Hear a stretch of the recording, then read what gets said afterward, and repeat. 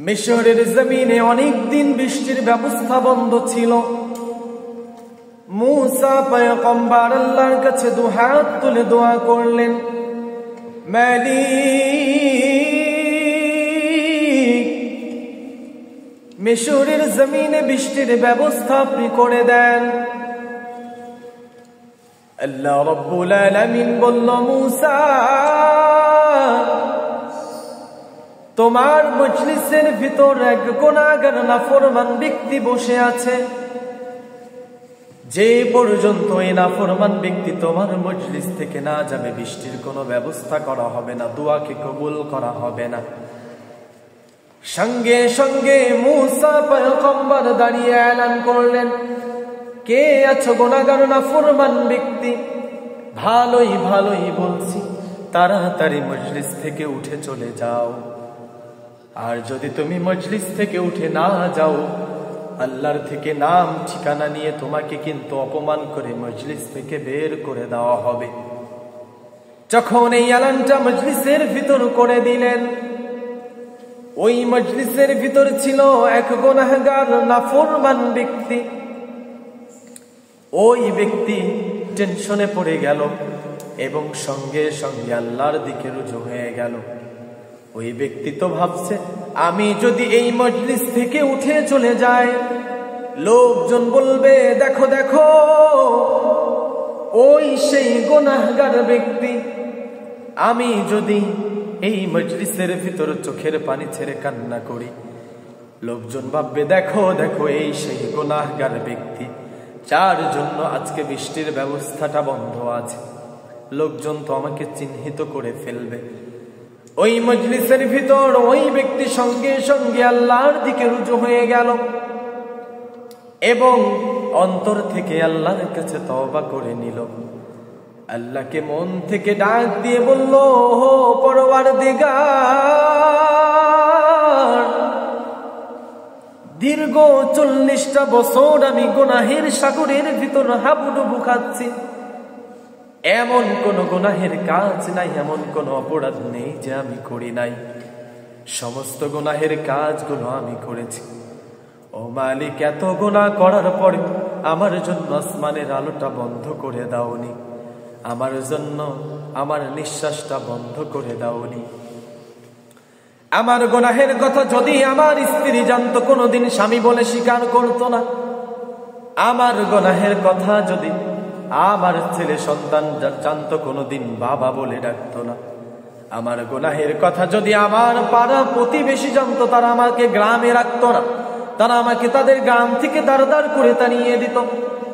আমার গুনাহের, আমি যে গুনাহ করেছি, এমন গুনাহ যদি আমার অধীনস্থ কোনো মানুষ করতো, তাকেও আমি কাছে রাখতাম না, তাড়িয়ে দিতাম। এত গুনাহ করার পরেও মালিক, তোমার রহমতের চাদর দিয়ে আমাকে আবৃত করে রেখেছো।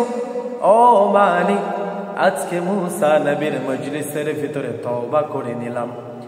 আমার জীবন চলে যাবে, আর আমি কোনোদিন গুনাহের কাজ করব না, গুনাহের কাজের ধারের কাছেও যাব না।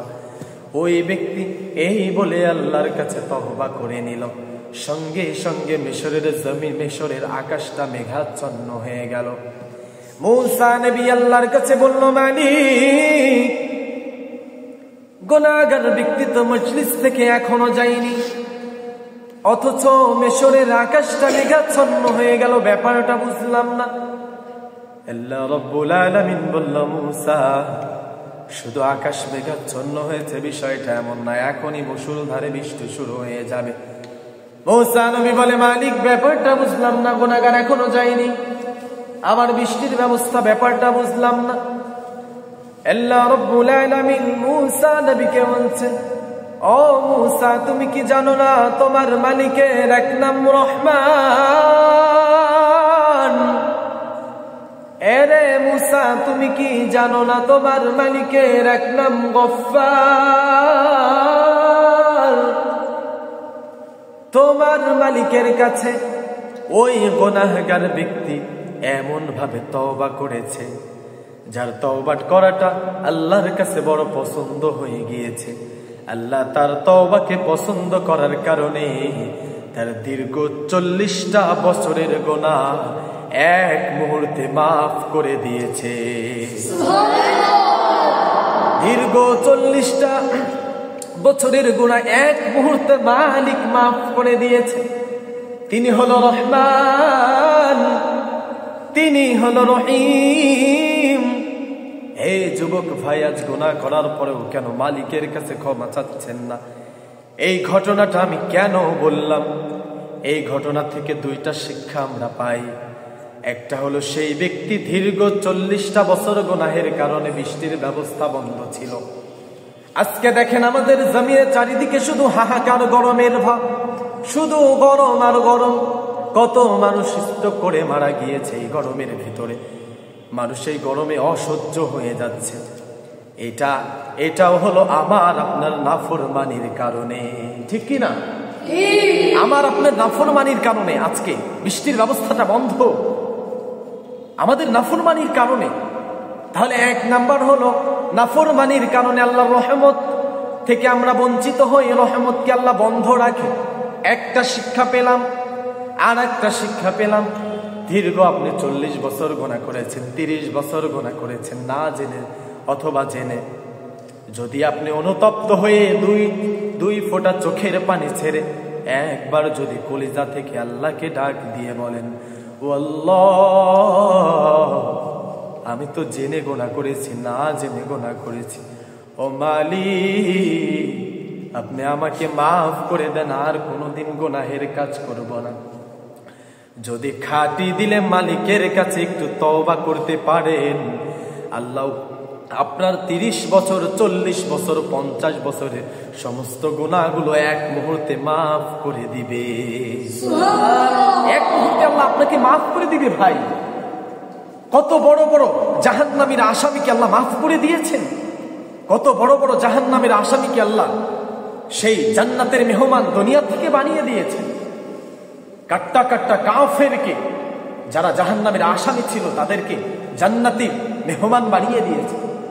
আপনাকে কেন বানাবেন? আপনি ইস্তিগফার করেন, আল্লাহর কাছে তওবা করেন। কত গুনাহ করেছেন, আপনার গুনাহ কি পাহাড়ের থেকেও বড়? হ্যাঁ, আপনার গুনাহ কি আসমান থেকেও বেশি বড়, আসমানের থেকেও? না ভাই, আল্লাহ বলল, লা তাকনাতু মির রাহমাতিল্লাহ, আমার রহমত থেকে নিরাশ হয়ে যেও না, আমার রহমত থেকে নিরাশ হয়ে যেও না। আজকে গুনাহ করেছেন, আল্লাহর কাছে একটু মাপ চান, আল্লাহর কাছে মাপ চান। আল্লাহ আপনার জিন্দিগির গুনাহগুলো ভাই মাফ করে দিবে। এই জন্য বলি ভাই, আর কতকাল গুনাহ করব? আর কতকাল গুনাহ করব? গুনাহ করে কি লাভ হয়েছে বলেন আপনি? কি লাভ হয়েছে গুনাহ করে? গুনাহ করে কোনো লাভ হয়নি। আজকে গুনাহের কারণে এত সুন্দর টাইট ফিট শরীরটার ভিতরে হাজার রকম আজকে রোগে ধরে ফেলেছে। আজকে দেখেন এই শরীরটার ভিতরে কত রকম রোগ, বালা মুসিবত, শুধু গুনাহের কারণে।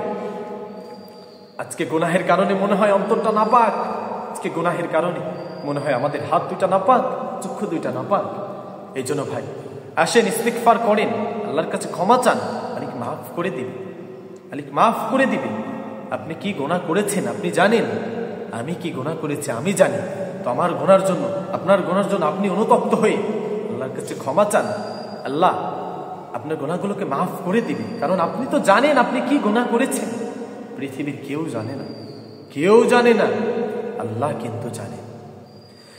পৃথিবী না জানো আমি তো জানি,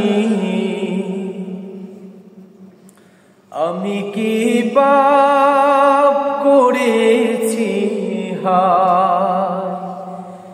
পৃথিবী না জানো আমি তো জানি, আমি কি পাপ করেছি হায়। আমার পাপের করলে বিচার, বাঁচার আমার নাই উপায়। দয়াময় প্রভু মাফ করো আমায়, প্রভু মাফ করো আমায়। জেনে না জেনে কত যে আমি করেছি পাপ, কত যে করেছি তাওবা, কতবার অনুতাপ। দুদিনে আমার সব ভুলে আমি মজে গেছি দুনিয়ায়। প্রভু মাফ করো আমায়। এই জন্য আল্লাহর কাছে ক্ষমা চান, প্রভু মাফ করো আমায়, আমি কত গুনাহ করেছি পৃথিবীর কেউ জানে না, আল্লাহ আপনি জানেন। এই জন্য ভাই আল্লাহর কাছে ক্ষমা চেয়ে নেন, আল্লাহ জিন্দেগীর গুনাহগুলোকে মাফ করে দিন।